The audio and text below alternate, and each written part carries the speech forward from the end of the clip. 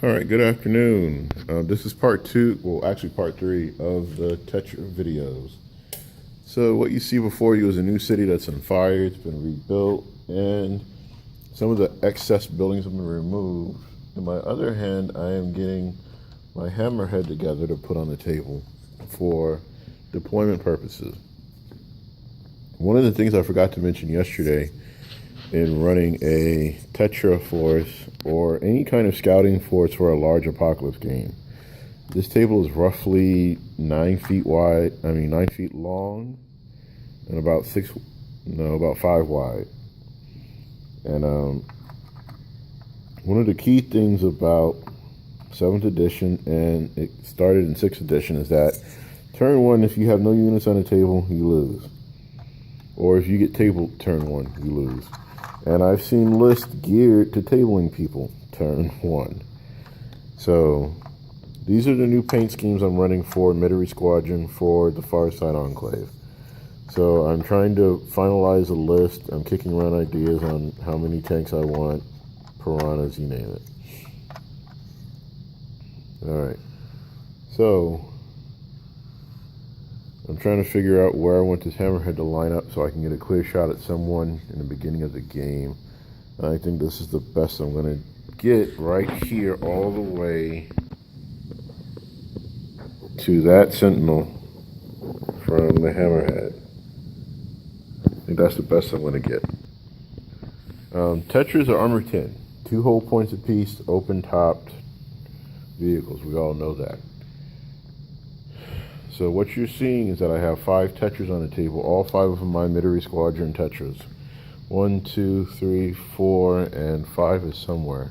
I think I misplaced it or forgot to pull it out again. It might be in reserves, whichever way works. So now, the Tetras as is with no upgrades are 140 points. I'm not wasting no points on them. The Pathfinder team with the recon drone and the upgrades on the Devilfish are just under 200 points. With the disruption pod and the submunitions, 150 points. Riptide is on accelerator, smart missile system, positional relay, and intercept.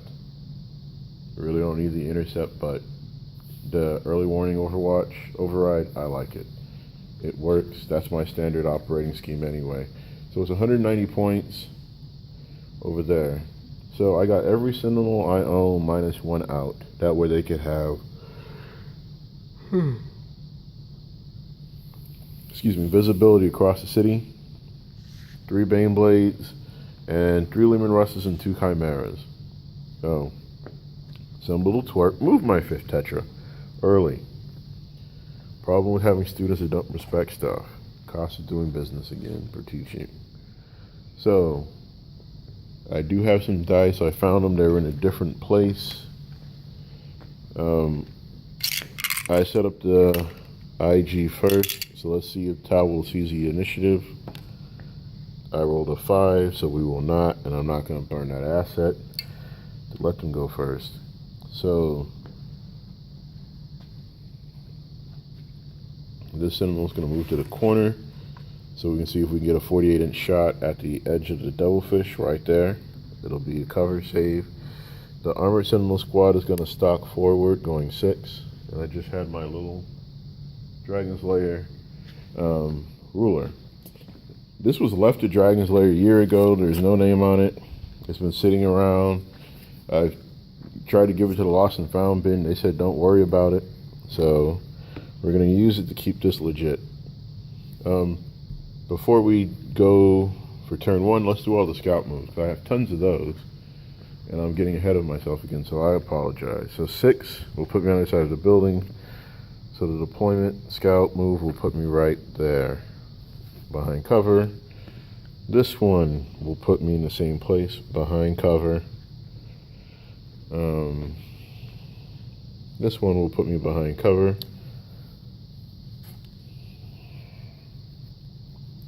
The Pathfinder scout move is going to be risky, but we'll get a lot of cover. I'm going to turn the gun. So, well, nope, the gun's fixed forward. So put it at the edge of the building. But again, we'll still have a lot of cover from whoever's shooting. You can only see so much of the vehicle anyway. So yeah, scout move here will be up and over. Scout move here will be over. So the Riptide is still sitting out in the middle of the street, but it's going to be hard to line up a shot and get on a level with the... There's buildings and fire and smoke between the Riptide and anything else on that side of the table. So the Riptide is good for now. So back to the Imperial Guard turn 1 of movement, now that I finalized. Formation Commander got moved. So I'm running the Scout Sentinel formation. He's my scout, so everyone within 12 would get his bonus. Being silhouetted up in the sky is not good, so he's going to begin to descent down at the back of the building. Squad 1 is going to mosey out 6 in formation. Yeah, someone came in and just moved everything. Second Armored Sentinel Squadron is going to go forward in secure position. And then these 3 are just going to mosey down and get kaput because it's going to be a city fight, ground level. All right, over here on this side, I'm going to get my ruler back. The Chimeras and this uniformly painted unit have been sent out to do as much damage as they can to keep the Tau from having scouts everywhere. So we're going to keep them going.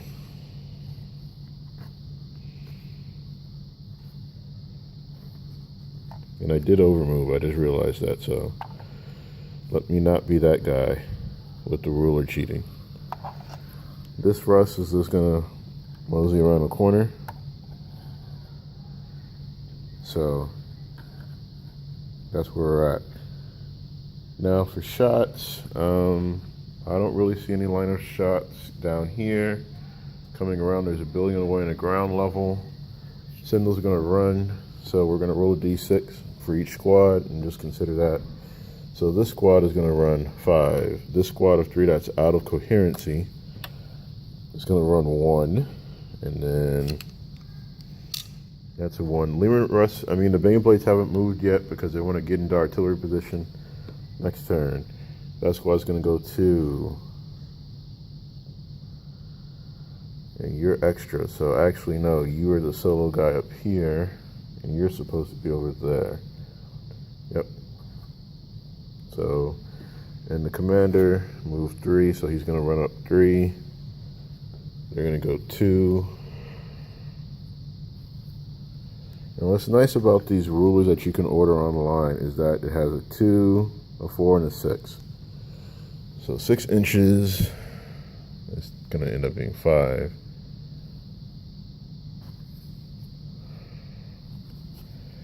Then you're going to worry about their little 1 inch. So it takes care of that. So not a whole lot of shooting turn 1. Whole lot of not line of sight. Over here, still can't see anybody. So Tau turn 1. I need a ruler.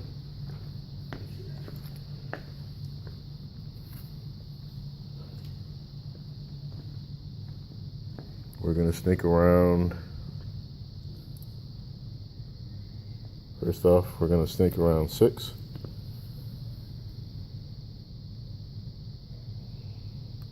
And then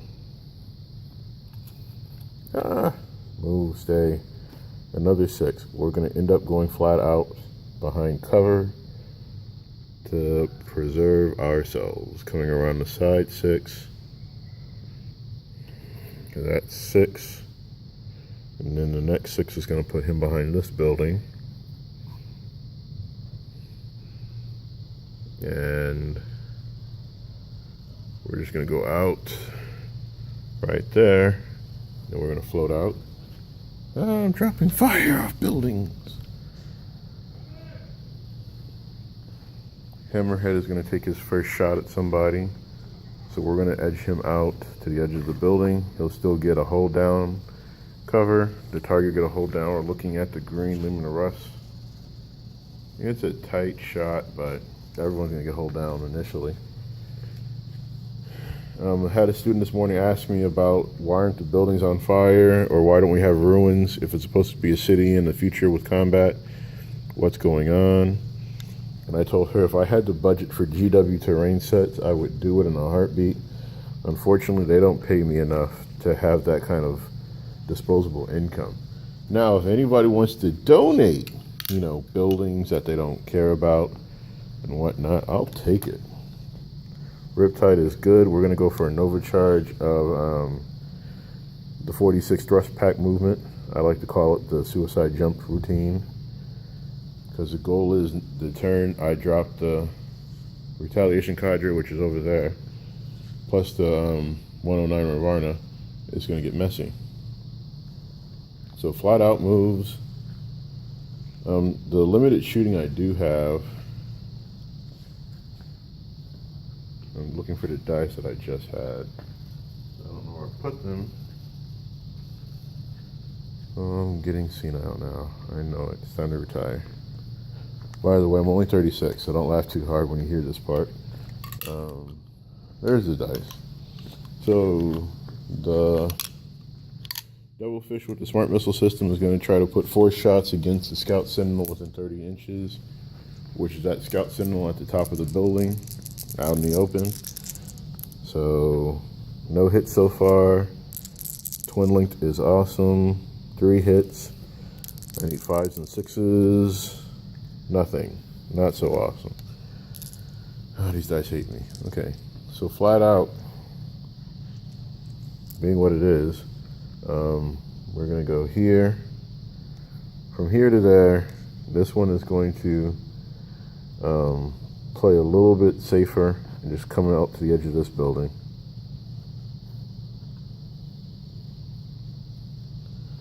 Over on the other side, we're just going to balls it to the wall and see if we get lucky. I'll do the hammerhead shot in a second, but we're just going to do the flat out movements. So boom, I want to hide up in the smoke with one of them. I rolled a 5, so I am not, I'm in line of sight. I'll use the smoke bonus. The other one's just going to go up to edge of the building. Hammerhead shot straight down the line. Hits for an armor is 14. Pins. Okay. Let's see if that Lumen Rust shakes it off. He does not. It's a 4 up. So the pin result will be explosion. So we're going to go reach in a big bucket of awesome explosions that my students have been painting. I love airbrushing. It's a lot easier than having an art room. Never want to have an art room again in life. Never had an art classroom, but I can only imagine the hell of keeping it clean and organized. Hats off to any art teachers that are watching this video, because you guys are epic and awesome. So first blood officially is a Lumen Rust. I got blown out the front and the back by a hammerhead shot. So it's gone. AP1 is awesome. So now we got a huge wreck marker right there.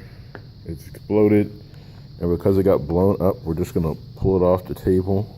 I can't, this turret's mostly glued in. It's not even glued in, but I'm not gonna leave it out there. It's exploderated, as one of my buddies in San Antonio would say. So he comes all the way off the table, and we usually fire where he was.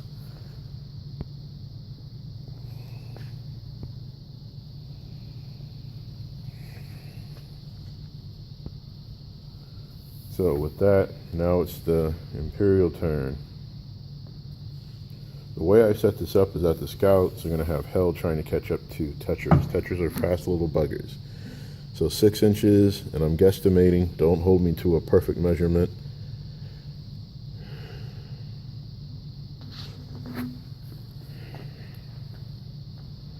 Formation commander needs to move to the middle so he can cross. Alright, this one has a line of sight, clean shot to that Tetra, so he's going to hop back a little bit.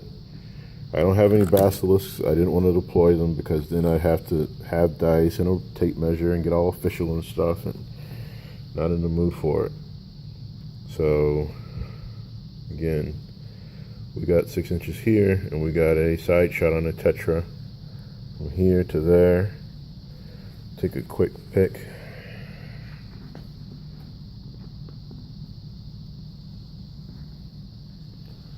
And these guys are going to move up.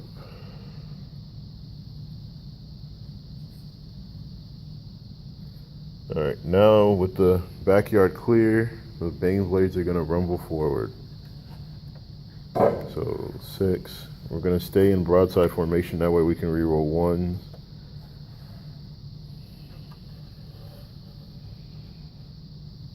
And have preferred enemy. There's no vehicles right now, so we don't really need anything else. Chimera team is going to roll forward. Lehman Russ is going to take his shot at... Wrong, Lehman Russ. We need to move you over because you don't have range with your little 24-inch death cannon. So excuse me. We're going to adjust 72-inch battle cannon at the hammerhead, and this Chimera is going to roll forward. These guys aren't moving. So, with all of that fun stuff, let's do some more shots. Alright, first off, autocannon at the Tetra. Tetra will not jink because I want to use the cover from the smoke. So, 2 hits. Strength 6 autocannon versus armor 10. Pin in a glance. Tetra's in trouble. Cover from the building and the smoke. So 4 up, 3 up cover. Save, save. We're golden there. Yes. Formation commander is looking at the side of the Tetra. He's going to take a shot. Missile launcher hits. Will pin. This Tetra will jink and get a 3 up. And Tetra is good with a 5.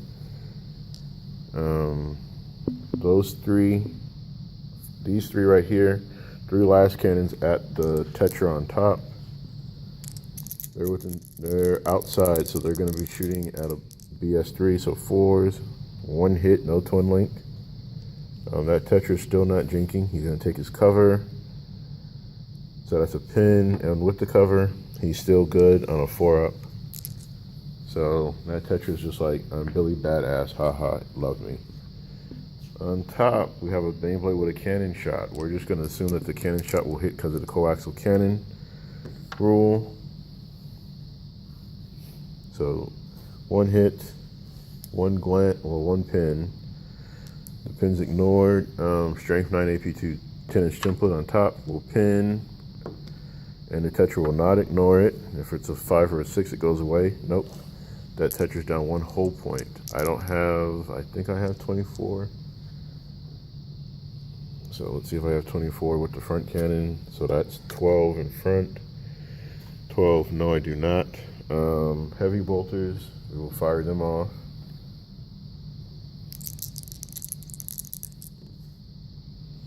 Twin linked. 3 hits. Pin in a glance, and glance goes through, so that one is wrecked officially. No, it's 3, because it was 4 up cover. Yep, he's good. So that little bastard's holding on. Second Baneblade would do the same thing. We go down the line. Battle cannon, we're just going to automatically assume it hits for 72. Pins to Hammerhead. Hammerhead is hold down, 4 up cover with disruption pod. Laughs at the bastard and calls it a day. Now the next interesting thing is I'm going to take a quick break so I can get the retaliation cadre ready. And we'll go from there. So it'll be Tau turn 2. Alright, so it's officially Tau turn 2. The drop pod is there for the Marines. I haven't got the Marines out. I'll do that after my next class, which is in 5 minutes or so. So with the Tetras being where they are, it's time to start the parade of sadness, as I like to call it. So first off, we're going to drop... Oh, I forgot to move the Riptide in the assault phase, so... Excuse me. That's a very important issue. So that's 16, and then one more D6, 18 inches. So we're gonna fly him all the way up. So another part of being in my classroom is that it was a former AutoCAD lab, and with it being an AutoCAD lab and an engineering lab, I still have all of my scales. A kid asked me, what's up with the triangle ruler? I'm like, it's not a ruler or a triangle. It's a complex shape, and it's called an engineering scale, where you can do various sizes and shapes and measurements quickly and painlessly. So before the retaliation cadre lands, do a quick review. If I was running any other formation that needed to walk on from the side of the board, it would be evil and epic right now. We're not in range right now for the Bane Blades, so I would actually risk, depending on who I was playing with, I would risk not having the Bane Blades come in to see how much more damage I could do. I want to take out the 6-inch ruler and show you the possibilities of madness that are available right now. Alright. So first off, 6 inches from this Tetra can land me in front of this 3-man Sentinel squad, in front of the Chimera, back here, with no side shots but a clear line of movement away from them. This Tetra can definitely land me in front of that combat, in front of that group, and we can smash on them. The one behind the building, I want to move and do deep strike. This one right here, though, is just solid gold for murdering 6 Sentinels. So if I drop 2 squads with fusion and missile pod right here with marker light support, it would just be epic and evil. But look how much board we covered. The main thing to consider, though, is what is the next logical step? If I have to kill 3 Bane Blades in a city fight, I don't want to get Thunder Blitzed. I don't want to have the contents of both Chimeras spill out and eat me. It has to be a concise plan. So, for the sake of demonstration, we're going to murder the Chimera as easily as possible. So, first off, we're going to drop the broadside strength 7 AP4 shots with strength 5 AP5. Necessarily don't want to be in front of the Bane Blade, so we can land them here and here to be out of line of sight. Since I'm landing in precision landing, I have a straight shot, no cover. The Chimera's out in the open. Next up, we're going to take my favorite, the 109 fire toy, and land him 6 inches on this side of the building. Or we can land him over here. I'll have line of sight to whatever gets out of the Chimera, so I can torrent my 6-inch flamer. So the benefit of the flamer is that 6 inches from the edge of the flamer is right there, it's out. And then I drop the template. So when the Chimera is open, I burn the contents. If I could work it, I would torn out that 6 inches, burn, double blast, clean them out. Out of the IG I own, I know I have nothing but melters and plasma guns. So Riptide coming in to support.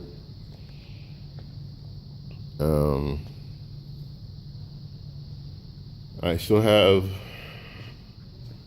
Pathfinders in the Devilfish. I couldn't find my other Devilfish. I think it's at home with my other recon drone in it. So, right there.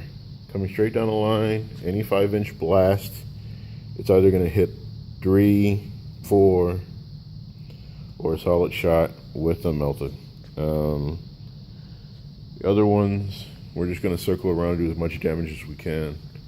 The focus of this demonstration, again, is just to highlight why Tetras work, why they're epic and awesome, and why you run multiples and you just drive all out. 6 inches up there. I want to waste the squad, land them in a circle due to the rules, and boom. Oh no, get ready. Next 3, I want to waste another squad. So let's go find another squad. that hammerhead is going to move over a street and try to help out with that chimera. So if I had a fifth Tetra that was off the table, I would have drove it on this edge of the table and then landed everyone back here. But that'll be a separate video I'll do this afternoon after school's officially out for the day. Alright, so I have to hurry up before my kiddos come in. Last squad. We already wasted one squad. I'm about to hurt two squads. I'm going to do 6 inches off here and have additional shots just in case they're needed.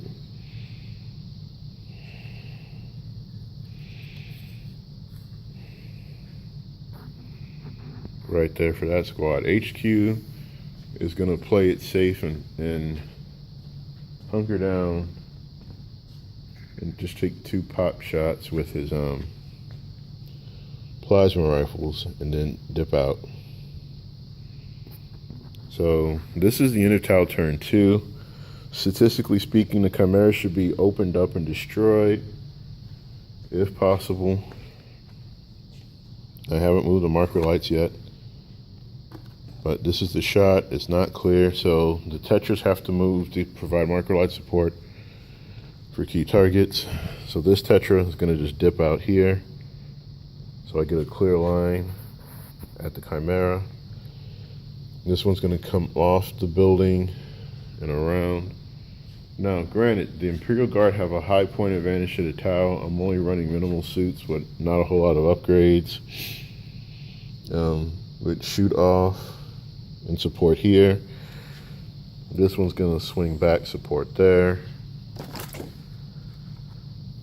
Riptide movement this turn. And shooting. He's going to climb to the edge of the building and pop a shot off at the Bane Blades. This one would move 12 and then overboost over here for the rest of his movement to set up the second retaliation cadre if one was coming in. I forgot to put the sponge in on the Bane Blade, so you're looking at 1,700 points roughly, another 500, and then another 500, roughly 600 in scouts with the weapons option that they have versus less than 2K in Tau. So with that being said, thank you for watching, and I'll post more results for you later.